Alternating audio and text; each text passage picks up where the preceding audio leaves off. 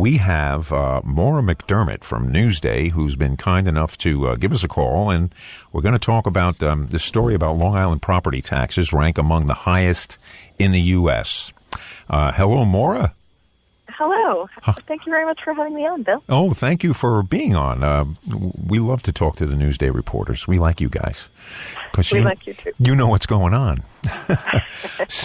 So tell me, I got to look at your article, but, since you put it together, why don't you let us and the audience know exactly what we're talking about here? Thank you very much. Well, a data company called Atom Data Solutions, which people might know more popularly as RealtyTrack, its previous name, reported recently that Nassau and Suffolk counties are among the counties that have the highest property tax burdens in the entire country. Nassau County is one of only 9 large counties across the entire country in which homeowners pay an average of more than $10,000 a year in property taxes. The average property tax bill in Nassau was more than $11,000 last year. And in Suffolk County, the average property tax bill is more than $9,000. Now, Nassau ranks 5th in the country, behind Westchester and Rockland County in New York and Essex and Bergen County in New Jersey, and Suffolk County ranks 13th.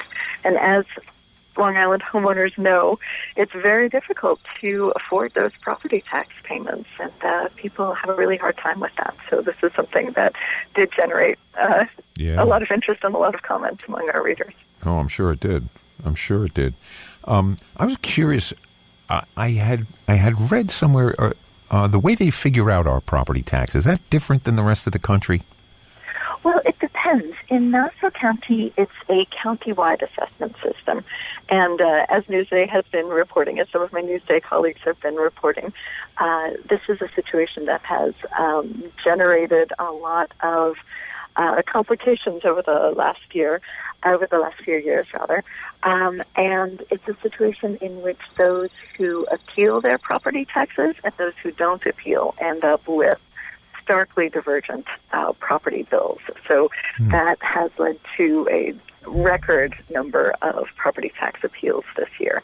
In Suffolk County, by contrast, it's the localities that do the assessments, and those assessments are updated more frequently than they are in Nassau, and so that has not generated as much turmoil. Right. Oh, very interesting. Just looking as let's say, an uneducated observer, I would look at a house and somebody would say, oh, that house was worth $600,000. And they say, okay, well, that's what they're paying taxes on. But then when they go to sell their house, the number is appreciably smaller. And it always made me wonder why people accept such a high valuation for their tax bill and then accept such a low number when they actually sell the house. Well, certainly in Nassau County, you're seeing a growing number of people who are not accepting those numbers that the county is giving out. And it's interesting too what the counties.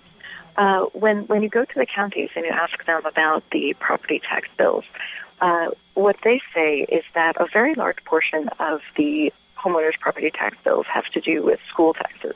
So in Nassau County, 63% of the average tax bill goes to schools. And in Suffolk County, 69% of property taxes go to schools. So the county governments like to point that out. The school districts, for their part, like to point out that, in fact, the state pays a lower share of the total school district budget in New York, they say, than many other states do. So they would like to see the state pick up a larger share of their school budgets. They say that a lot of their costs are fixed, having to do with high salaries that are necessitated by Long Island's high cost of living for staff members, and also by expensive and very necessary services for children who have special needs, children who need intensive instruction in English. So these are very difficult problems to solve. Yeah. I don't know. It just seems, it reminds me of the well, let's just, like capitalism. We got to make more money than we did last year. Okay, that's great. But how long does that go on until somebody says, you know what, we can't do it this year? I mean, you can't keep making, 100% profit or whatever, it's got to go down sometime. Right. And there are efforts underway to try to make that happen, or at least try to stem the increases. Governor Andrew Cuomo recently signed a measure that requires county and local officials to devise plans to share services and bring costs down. So there are a lot of localities that are looking closely at this, and there are some that have already started to share services in an effort to bring costs down. So you can expect that to accelerate. Whether that actually results in lower tax bills or even fewer increases, that remains to be seen. I'm cynical enough to think that's just going to actually produce some kind of an explanation as to why we're always taxed more than everybody else. Now we know why. Oh, here it is, And sadly, the taxpayers will just go, oh, okay, and, and march on like good little doobies. But, I mean, look, it's one, like you have some percentages in your article, like we're at 1.91% and the rest of the country does something like 1.1. Right. Yeah. I don't know. And when you talk with the school districts about that, they point out that they would like to see more resources coming from the state, and they also point out Long Island's higher cost of living. And what they say is that if you compare our cost of living with school districts elsewhere in New York that have a lower cost of living, in fact, the cost of running the schools just rise proportionally with the rising cost of living because staff salaries are such a large part of the budget and because it does cost so much to live here. So it's a little bit of a feedback loop. Yeah.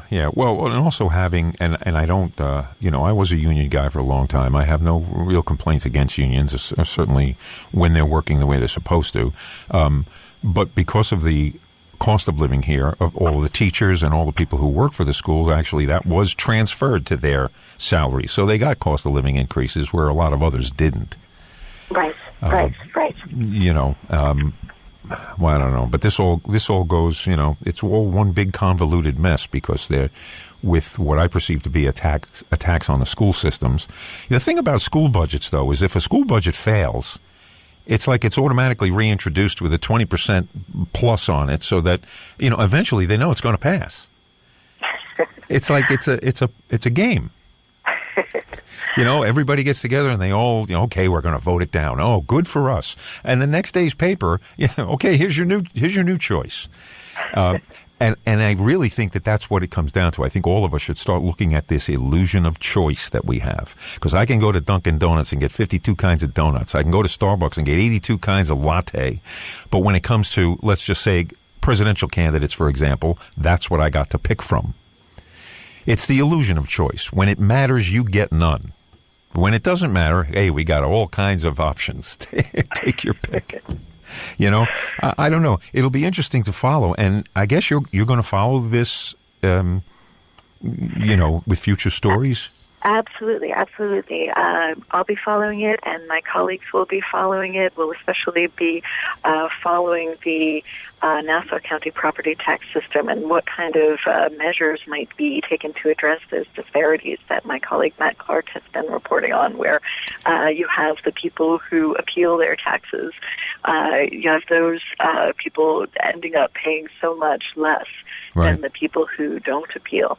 And, of course, we'll be following the efforts to share services both by local governments and by school districts in an effort to bring those costs down. Well, I mean, those will all be great stories, and I hope you'll let us in on them and maybe come back with me on the radio and we can talk more about what's going on. Thank you very much. I would love that. It's been a pleasure speaking with you. Oh, well, I just want to tell my audience that we're speaking with Maura McDermott here from Newsday, and we want to thank Maura, and we also want to thank Newsday for letting her call us. Those guys on the radio. So Thank you very much, Maura, and we'll talk in the future, I'm sure. That sounds great. I look forward to it. Thank you. Thank you. Bye-bye.